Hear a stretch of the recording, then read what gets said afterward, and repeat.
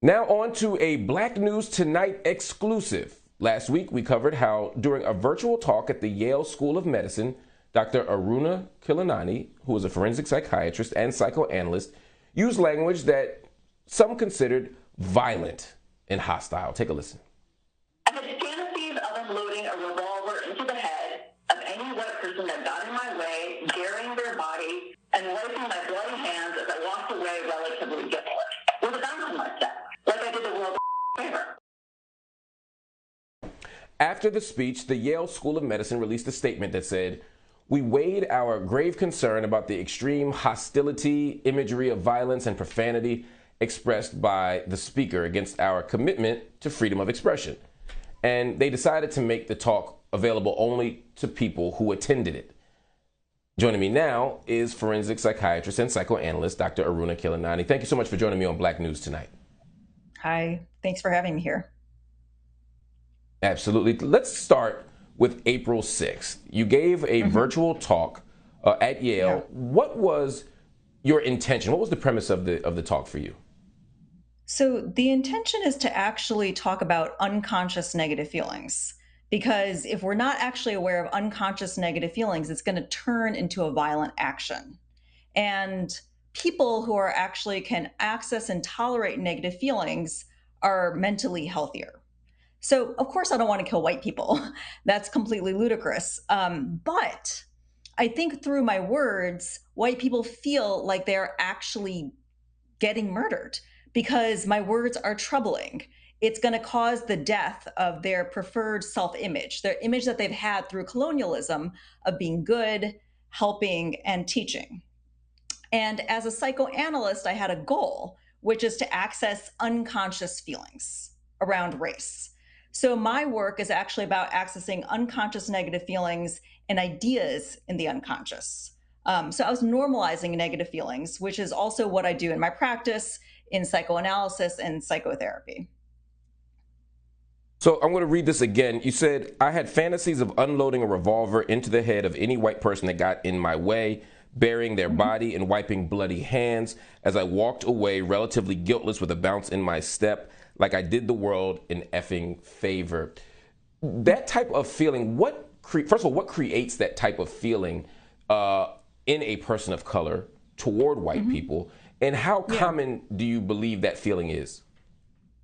So the feeling of frustration and rage is actually very common, and I'm talking about it sort of metaphorically about how difficult it is to actually have an honest, direct conversation with somebody on race, because what you're coming up against is defenses. That's not happening. You're the problem. You're seeing things, and it's that level of frustration. So I'm talking metaphorically about the level of frustration, and I'm not speaking literally, but I am speaking about a futility, a feeling of futility about not being able to move further in a conversation. And I think that that feeling is very common amongst people of color. Have you ever expressed that fantasy before in an academic setting or any other formal professional setting? No, but in not around race, but I think around fantasies of killing are actually very common among psychoanalysts. It's like sort of the work that we do. And talking about that kind of stuff in forensic psychiatry is also very common. I think it got flagged because it's around race. That was my next question. I mean, you're a trained Yeah. expert. You're trained in psychoanalysis, and when we think about psychoanalysis, I mean, we enter all kinds of spaces around violence, around sex, around all. I mean, what's in the Of course. mind is boundless, right? But something different happened here. Were you shocked that in a context where you're around peers, around other people who sort of know the various precincts of the mind that you can travel to, were you surprised that you got this kind of response? Um, are you talking about the aftermath, or what? Which part are you talking about right The now? Just app. what happened over the past Oh, week? actually, that's a great point, right? So I guess the first Yeah. question is because most of us only got to hear it. We didn't get to see it because the audio was leaked. First of Right. all, what was the response from the people in the room, and was that different Great. than the It response was from people outside? So from people in the room, it was all positive. It was something that I had never seen in a grand rounds before, which is all the people of color were speaking up and speaking up first. And something interesting also happened, which is a lot of the white people felt sort of emotionally safe enough to ask vulnerable questions, to put themselves out there, but it was an overwhelmingly positive response. Wow. So the Yeah. controversy comes afterward. And when we're going to take a short break, we're going to come back and I want to talk about the controversy after and why you think that's happening. Everybody stay with me. We'll be back with more of an exclusive BNT interview right after this. Welcome back to Black News Tonight. I'm still here with Dr. Aruna Khilanani as we talk exclusively about her content of her virtual talk, The Psychopathic Problem of the White Mind. Before we talk about the kind of consequences there of your speech, I want to talk a little bit more about some of the things that you said in the speech that I thought were interesting and compelling. You said, this is the cost of talking to white people, the cost of your own life as they suck you dry. There are no good apples out there. White people make my blood boil. When you say there are no good apples out there, what kind of claim are you making? I'm talking about people have this idea that racism is something that if you're consciously racist or if you're a Klan member, and I'm sort of making the claim that racism is something that is unconscious and it is actually in everyone, and everyone uses these words systemic. They're like, I know that racism is systemic, and yet individually when you call them out, they'll be like, well, it's not me, you can't say that.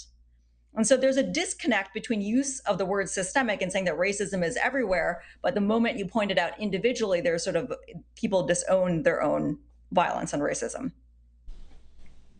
Would it be fair to say, based on your expertise, that white people are psychopathic? I think so. Yeah. I mean, I think that there's many lies that, and didn't get to that part because what I delivered was only part of a first series of talks. But the level of lying that white people do that has started since colonialism, we're just used to it. Such What as kind of every lies? every time that you steal a country, you loot, you say you've discovered something. I mean, this level of lie is actually part of history. We don't say that we killed all these people, we got rid of all the Native Americans. We say we discovered America. You don't talk about the level of death. You don't talk about the level of what actually occurred. You wipe the slate clean, you sanitize the violence, and you actually got lost along the way. You're trying to go to India, and then you say you discovered something. And this level of discovery is everywhere. You've discovered vegetarianism. You've discovered yoga. You've discovered everything is a discovery, and it's all actually stolen. So what you're talking about at this point is a kind of macro level, systemic, structural kind of thing.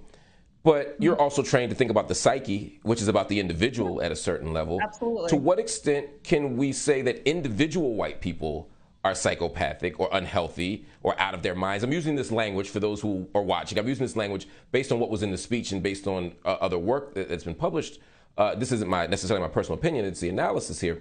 Do you think, to what extent can we say that individual white people are this thing versus saying that there's a culture of theft, a culture of colonialism? And is there a useful distinction to be made between the two? I think people, there is a useful distinction to be made. And on one level, yes, that's absolutely true. And it's different than actual individual psychopathy, the way that people conceive of it. On another level, when we are thinking about individual responsibility and how it is that people change, I think that using the words systemic and there's a culture operate defensively to not actually let yourself go into your own unconscious and go into those dark places of what you're actually doing. So I'm actually talking about it sort of as a defensive structure, like not acknowledging that on an individual level, I think can operate as a defense. You say that we need to remember that directly talking to white people is a waste of time. It's useless, you say, because they are at the wrong level of conversation. Addressing racism assumes that white people can see and process what we're talking about. If white people are incapable of being engaged on race, and there's a structural dynamic that makes it somewhat impossible, or at least makes racism intractable, then are we in a place of hopelessness around racism? What are we to do? No, I was talking about a feeling of futility, right? So I'm talking metaphorically about a feeling of futility, and the disconnect that I'm talking about is that white people actually, they have a different conscious experience of themselves rather than what they're actually doing. So my entire first series is what is the disconnect between their identity, how they see themselves, and what they're actually doing? What is the disconnect between their actions and how they view themselves? So I'm saying the reason they can't get it at this moment in time, and what the first series is what is white identity? How do they view themselves that is actually very different from their actions? So sort of naming that problem first so that we can actually move forward and talk about race. Sometimes we say things and we do harm with our words, we upset people, and we regret it. And then there are times where we have to say, at least I believe, that just because white people are mad doesn't mean we did anything wrong, right? Right. That we shouldn't infantilize white people, we shouldn't center white people all the time. Which one of these are we dealing with in the case of your lecture at Yale? Is this a situation where you feel like you did some things that you could do differently, or that you did harm that was unintended? Or is this a case where white people are upset because they're being named and outed and subjected to scrutiny? So I think the way that I framed the lecture was I sort of said that what is happening in this space is I'm giving you, since conversation around race is always hard, I'm inviting you into a room where we talk about you. And this is sort of a special invitation to first see how we view you, because that might be very different than your conscious experience of yourself. So it's sort of an invitation into sort of a sacred space to see how it is that white people are actually viewed. So if you were able to give the speech, or if you give the speech again, would you use the same example? Would you appeal to the same fantasy metaphor, or would you do something different? Well, you have to keep in mind the audience, right? So the audience that I spoke to are psychiatrists and mental health workers, and I'm talking about psychoanalytic stuff. And if they can't go there into those dark places, then I'm not sure like how we're going to be able to move forward. I do think that if it's a different audience, I probably wouldn't have used those metaphors. And I would cater it to who the audience is and what I feel like they're able to tolerate. But people in our profession are actually used to sitting with very dark feelings. It's our job to metabolize negative feelings. It's our job to make connections between the conscious and the unconscious. That is what we do. In our practices, we teach people how to tolerate those very dark places in their life that they normally can't actually go. And that's actually where we need to go in order to move forward on race. So I'm speaking to a group of highly trained individuals, medical professionals that are trained in doing this kind of thing and understand the importance of going into negative feelings, because if you can't actually tolerate your negative feelings, they're going to come out in actions, and they'll actually harm yourself and you'll harm someone else as well. So for that audience, I wouldn't change it.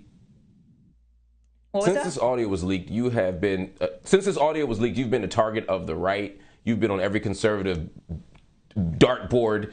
Yep. What's life been like for you? It wasn't fun. Definitely wasn't fun. It's been really hard because, like I said, that this talk was for a certain group of people. And imagine that the group of people, like I said, this talk was for people who want to understand and are ready to hear about their own violence. That is how I framed it. Now, and I think of it in the sort of like the same way I think about psychotherapy. People come into psychotherapy and they come into psychoanalysis who are ready. They're ready to actually reflect. They don't want to keep saying the problem is outside of me. It's the world. It's my boyfriend. It's my child. It's this. They know that they need to do the inner work. Now imagine that the talk suddenly got leaked to the very same population of people that aren't ready to do the work and actually don't think that there's a problem. So if you aren't ready to do the work and you don't think there's a problem, what's going to happen? You're the problem.